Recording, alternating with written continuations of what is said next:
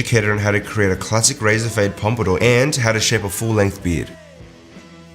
So I'm taking a half a horseshoe section now, so I can work on one panel, and then as I move on, I will continue on my horseshoe section and cut as I go. I'm going to start with the clippers. So I'm going to start working from the nape at a 45-degree angle with my clipper over comb, and just keep moving up the head.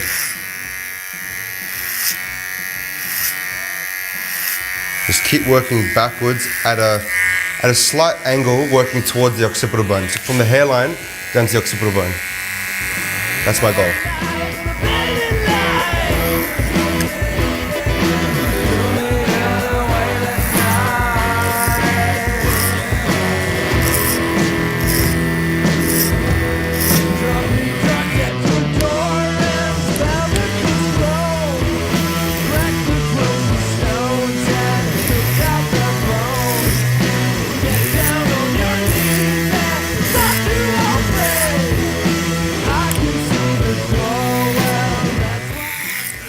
And don't worry about if you miss any little bits or you cut little bits off here, because we're going to cut that off anyway. So just kind of work vertically with your comb, just to really get a nice flat fade.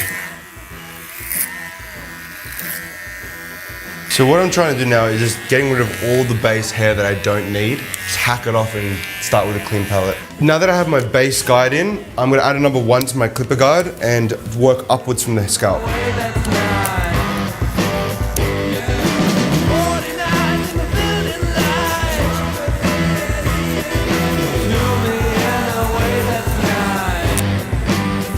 Still following the diagonal shape to his occipital bone that I've created.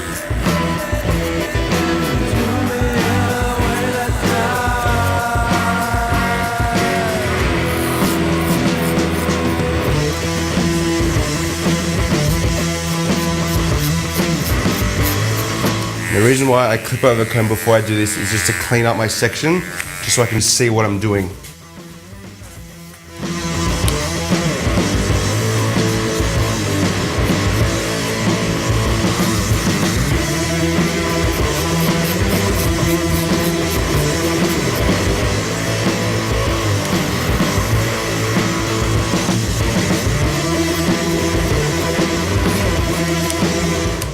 Now that I've done the sides, I might just clip up the top, just to get that out of my way while I take vertical sections around the perimeter.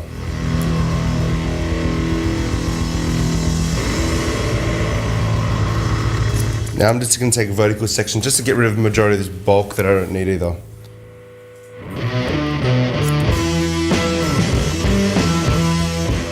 As you move forward, slightly pivot your angle towards the hairline just to conserve length at the very furthest part of the hairline.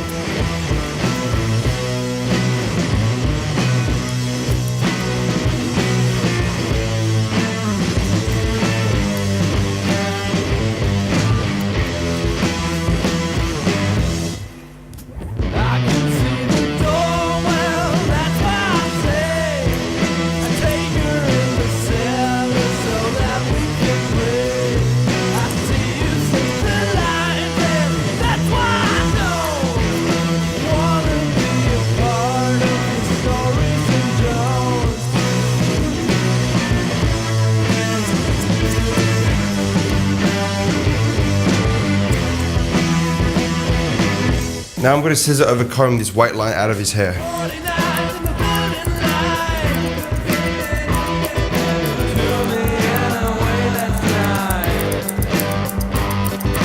Try to move the comb very slow and the scissors very fast. That way you get a very clean blend. If you move the comb too quickly, you'll see notches and lines in the hair.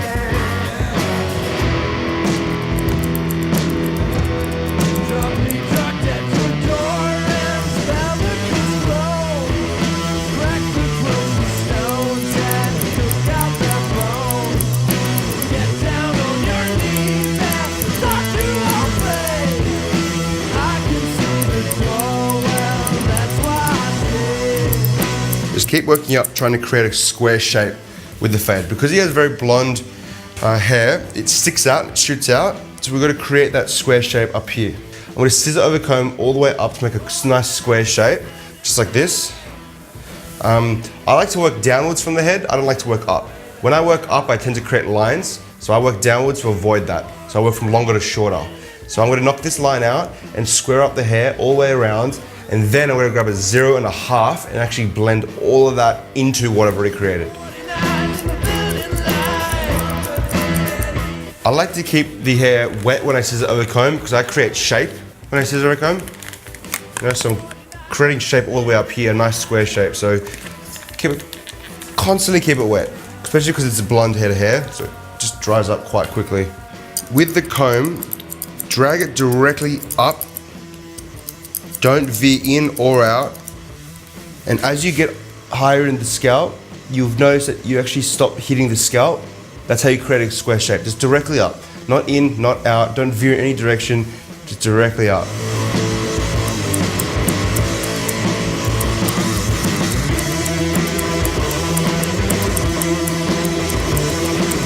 I like to keep a rhythm when I scissor over comb, so I never stop snipping my scissors. Otherwise I'll kind of lose the rhythm. It's like a drummer. Got to keep a rhythm, a beat in your head to keep the scissor going. It's not completely random, even though it looks kind of random, what I'm doing, it's not. I have this rhythm and this idea of how I'm snipping in my head. So, the reason why I spin the hair around or use mirrors to use my to see my angles is just the silhouette. The silhouette tells you what is shape, what shape is good and what shape is bad, what to cut and what not to cut. So I can see that I need to cut a little bit more off these little corners here, but I won't touch that just yet because I'm going to do that when the top comes down. There are little bits and pieces here and there, but I'm actually going to go over that later with the clipper of a comb. But for now, I'm actually going to go 0.5 around the corners here, on the edges.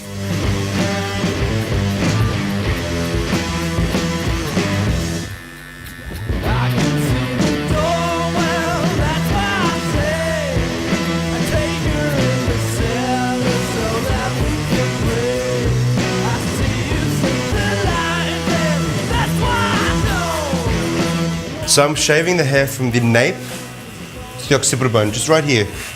Just below the occipital bone. I do just below so I can actually fade to the occipital bone.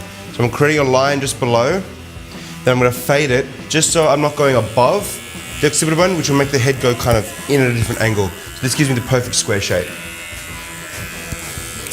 So yeah, I don't want to go in on the round of the head, I want to go with the round of the head. So I want to go directly up from the most widest point of the head, which is right here.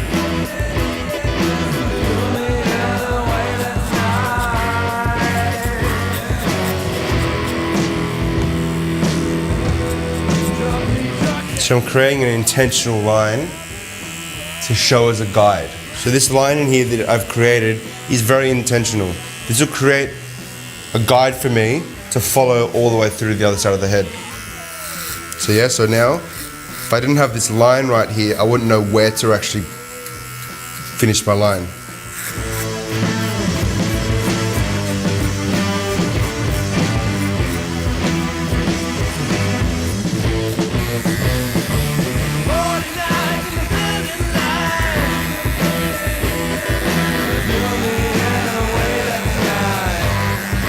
As a barber, I like to have more than just one pair of clippers.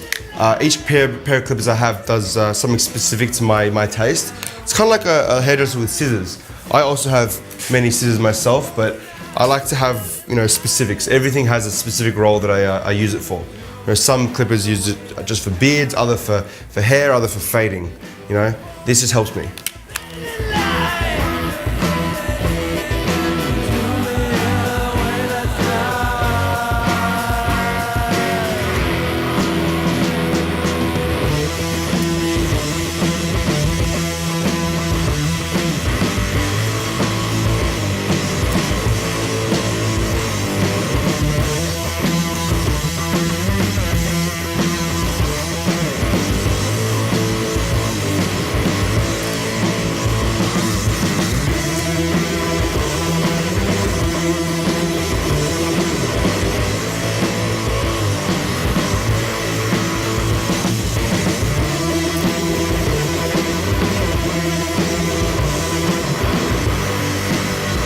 Now that I've created the shape that I wanted and the desired length, I'm actually going to just keep refining the shape. It's a bit through here, a bit through there, just to complete the sides.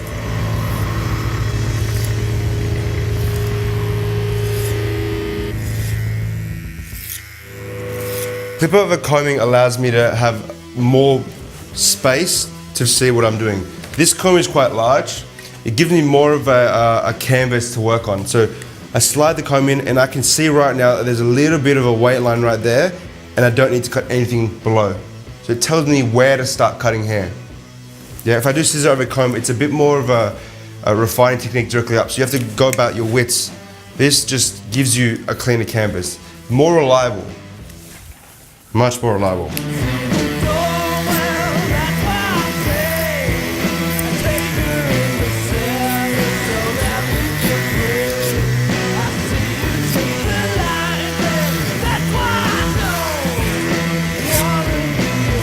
Done. So I work up and down in different ways.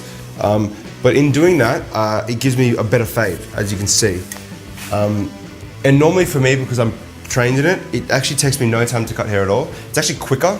I tend to use all of my tools in a unique way. Everything has a purpose and has a reason for use. And yeah, that's the end result of the fade. All right, now we're gonna start with the top.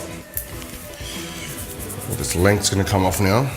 So what I'm gonna do is I'm gonna take horizontal sections and connect it back into what I've already cut. Okay, so I've left length up here for the particular reason of blending it in, yeah? All back. Everything is gonna meet this point. Okay, so everything's gonna come back.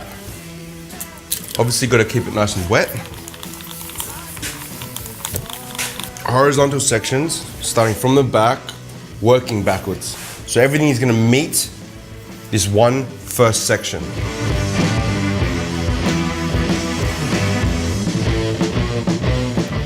So I'm gonna point cut this to just help blend it in and add a bit of texture.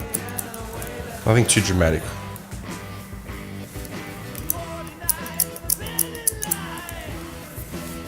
I like to blunt cut just to soften up the line that I've created, just so it's not so blunt and harsh. And then I quickly just connect it so it doesn't look like it's all clumpy and weird. So cutting everything directly back. Pulling everything into the crown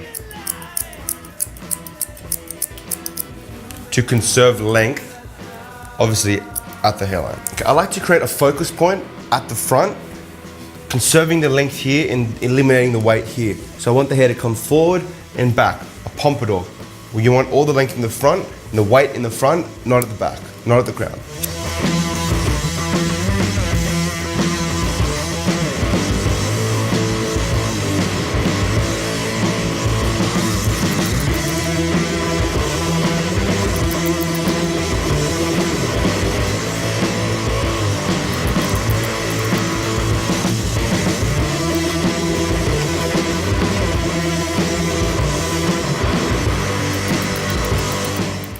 This way you get the length the client requested. If you remember the amount of length we said we're going to take off, you give them that length they request, yet taking a lot of this off without them really noticing.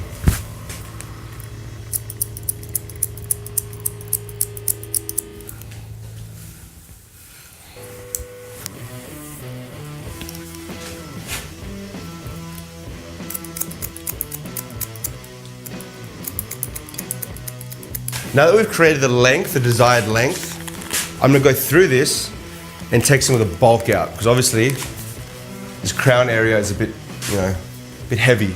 I'm literally just grabbing rough sections, yeah, and just deep point cutting, getting that bulk out, because the bulk will weigh it down and certain parts will stick up, certain parts will sit flat. So when that happens, the parts that are sitting flat accentuate what sticks up. So you'd rather just blend it all in together from the side up into the top. Kind of like this, yeah?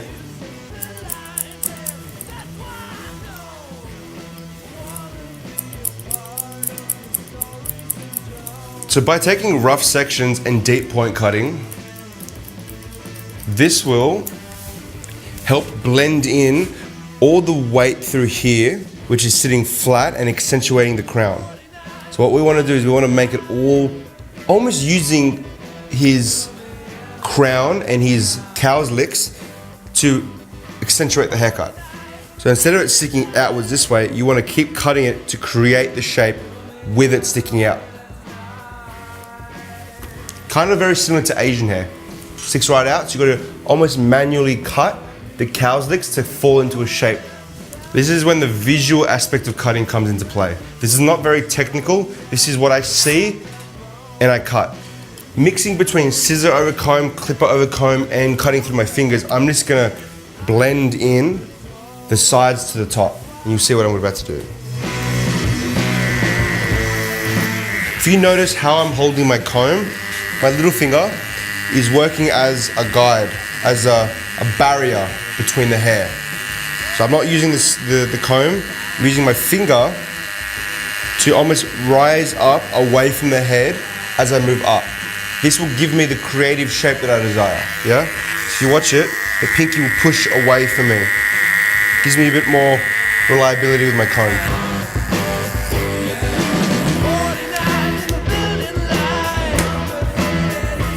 I like the amount of weight he has in his hair. He doesn't have too much bulk. So I just want to add a bit of texture and a bit of, and reduce a bit of the weight. So now that I've gotten the desired look, the desired finish, just keep the hair off the face and then start the beard.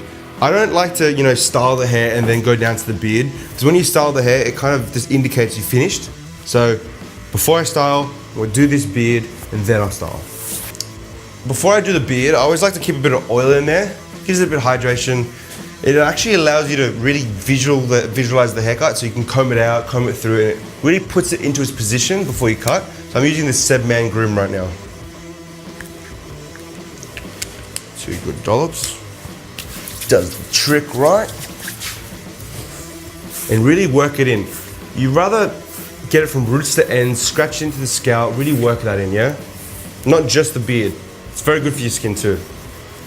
So scratch it in, really comb it through with your fingers, spread it out, circular motions, really work it in there. And then just brush it into its natural state. And then comb it through. Comb it into the position you want to cut it in. Yeah? You can kind of see the shape taking form as you comb it out. I'm going to start with this area of the beard. Holding the comb out at an angle will prevent me from cutting any length by accident. So we want to conserve this length, not cut it. So you just want to feather all this off.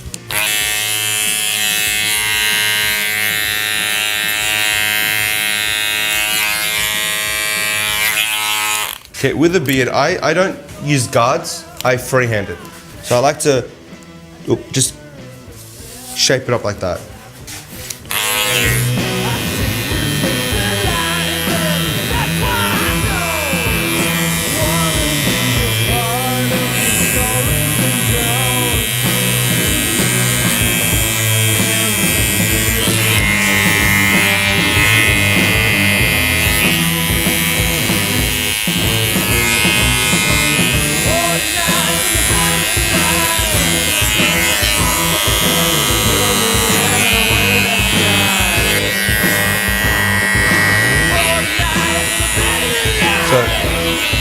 Holding the clippers upside down like this and going downwards just feathers out all the hairs that are sticking out.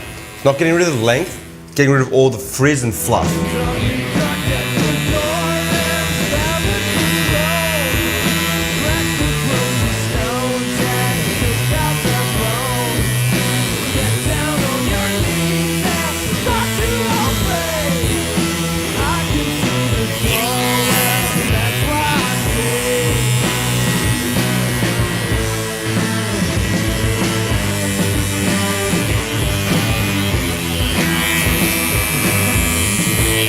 Now I'm going to hot towel the scalp, just so when I put the blade over the skin, almost wipe it over the skin just so you don't cause any redness or any discomfort, and just slowly and briefly hold it over the nape.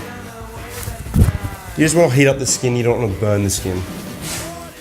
Okay, so once you put a hot towel over the skin to really soften and relax the skin and clean all the cream off it, you're essentially done. You just need to finish it off with the protector, which is a really cool shaving cream. Keeping some boiling water around is key.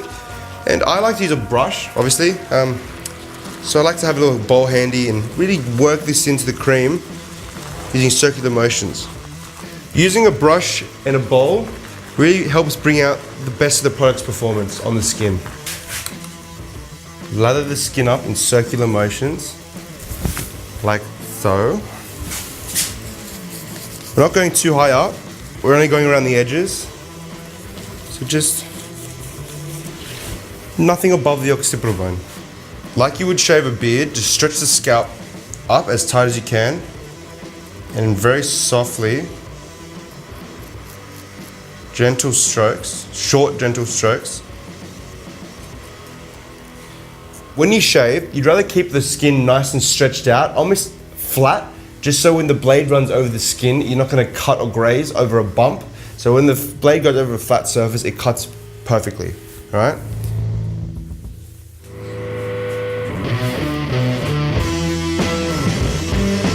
So move the client's head forward when you're working with the nape and stretch the skin down to make it extra tight.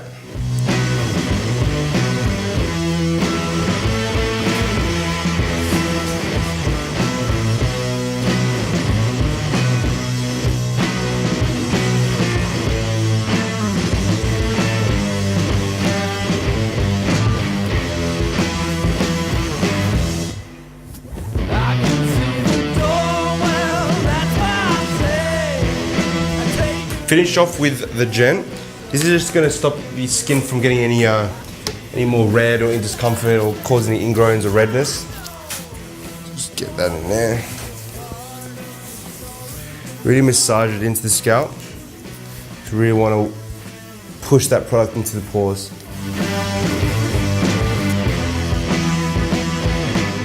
Now that that's done, what you have to do now is just blend in the scalp into the existing haircut, just with a pair of mini clippers.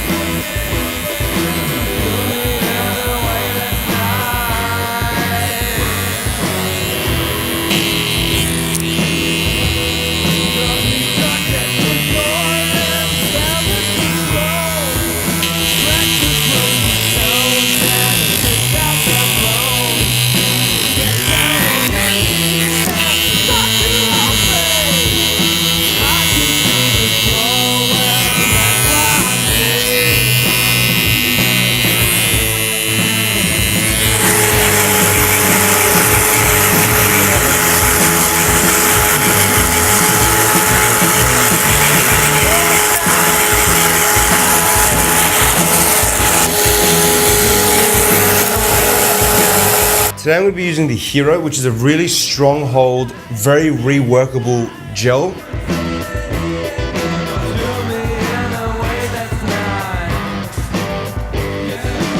Really work it from roots to ends, get it all the way through, you don't want to miss any part.